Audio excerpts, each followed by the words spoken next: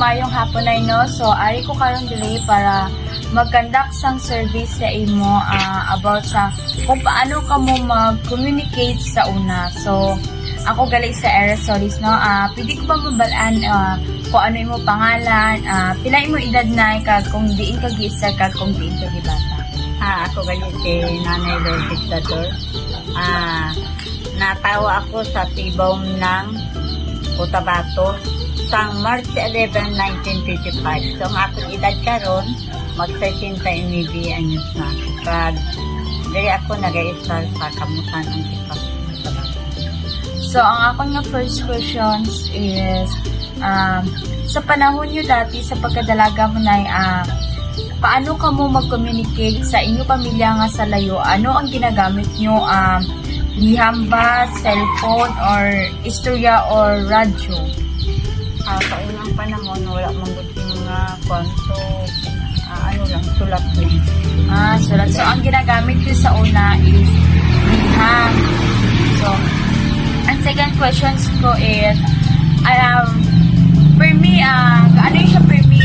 For me, yung ba siya ginagamit or talagsa lang? Talagsa lang. Sa akin, magsulat sila.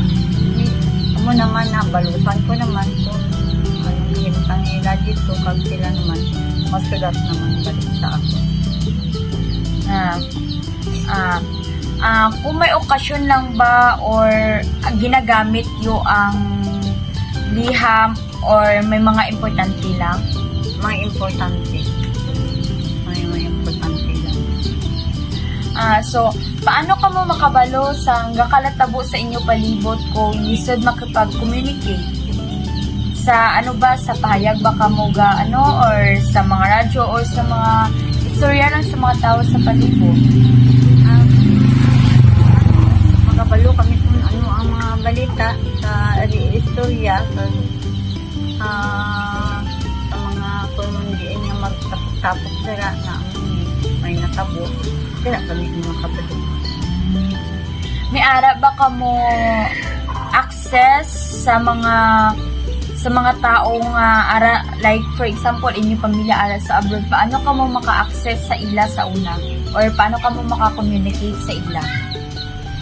Magisod, wala hindi kami maka-communicate tungod kay layo man. Layo man kag magkato ka pa kung diyan sa Kirapawan, mag-long distance telephone, so magkinanglan ka gising kantidad nga pamasahin mo kag expenses niyo. Paano nagbago ang communication sa karon kag dati kag ano ang epekto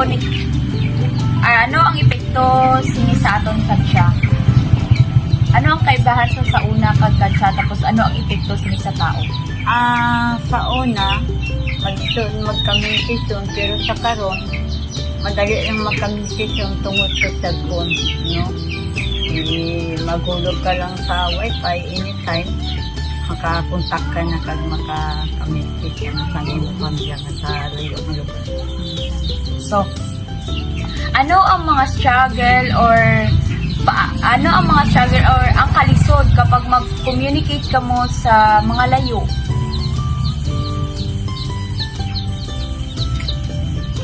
Sa unang panahon, ang struggle na ako na-experience, siyempre kay layo, kung ano man ang pamilya ko, nga nagkalatabo dito, hindi kami kapado. So, ano ang nabatyagan mo sa kadya nga generation kay may mga high-tech na diba, may mga cellphone na ano ang mabatyagan mo na kay diba dali na lang man ka maka-communicate sa atong pamilya nga bisan layo sila, ano ang mag-feel mo? Sa karon nga panahon, manami tapos halipay ako kay mga bata, mga pariente mo, may cellphone na, makita mo, pero personal lang makita mo, baka istorya na ikaw. So, ang isa ko pwede ka ba mag-share or mag-story sa mga naagihan nyo sa una na itong kalisod pa kamo makapag-communicate sa inyo pamilya, friend, or mga relatives nga lang sa inyo. May share ka ba sa akon nga story po? Sa una nga panahon na ako ng mga share experience ko sa una, wala pa siya mapuntak.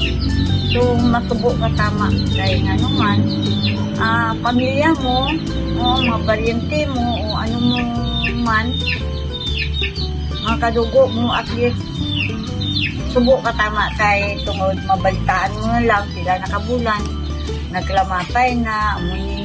So, amo na ang experience nga matubo sa akin. So, kadya na, special ba ang makapag-communicate sa mga tao sa aton karon? Ay sa akon, special kay nga naman. Kung may mga kaayuhan, so pwede mo makakommunicate ang mga tao nga sa inyong mga barangay. Ang importante na mga community. Paano nyo ma-face or ginalaban ang inyong mga sitwasyon sa una in case nga kung may emergency kaya syempre hindi man kadali-dali, di ba? So, paano nyo siya gina-face or ginapaglaban? So, sa unang mga panahon, duwaton mo na lang kung anong mga sa mga pamilya nga sa'yo. Siyempre, lisod na mag-communication sa unang nga panahon. So, ano ang makuon mo sa henerasyon ta kadyanay kaysa sa dati? Sa karon nga henerasyon, mas manami karon nga henerasyon kay tungod may mga cellphone na. Paano mo ma-communicate mo ang iyong pamilya, mga bata mo sa ibang lugar, kay mga amiga mo. Dali mo lang ma-communicate ang pangamusta. May last ko nga question na is, may ara ka ba nga ma-share sa pag-communicate nyo sa una nga mga panahon, or ano ba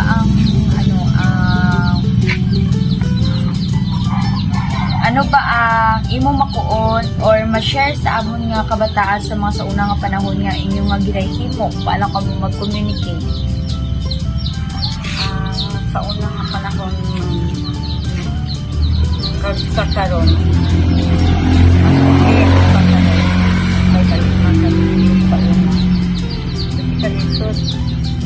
so gani mas ano kamo karon, mas hayahay, mas maano karon yung panahon kay siyempre high-tech na, may mga cellphone anytime makontak sa pag-eskwela na pwede ka na makaano sa cellphone. So, amo lang tunay no. So, madamo gid nga salamat sa pagsabat sa akong nga mga pamangkot kag mayong hapon liwat. Ang pangalan, pag-edad. Pangalan? Kanang sure nga pangalan. Od. Candido Sarona, Candido B. Sarona. Ang B. Bumaya. Ang edad. Indan. Ini karona. Karon na. Iti. Sakto. Iti. Diin ang place of birth. Buktulhad na Bohol. Bohol. Karon nga ginapuy-an. Karon rin na sa poblasyon Antipas. So, first na question, ano ang pamaagi sa komunikasyon sang ikaw bata pa? Parehas silang sulat, telepono, ato ba ngayon nga istoryahanay, radyo, dyaryo?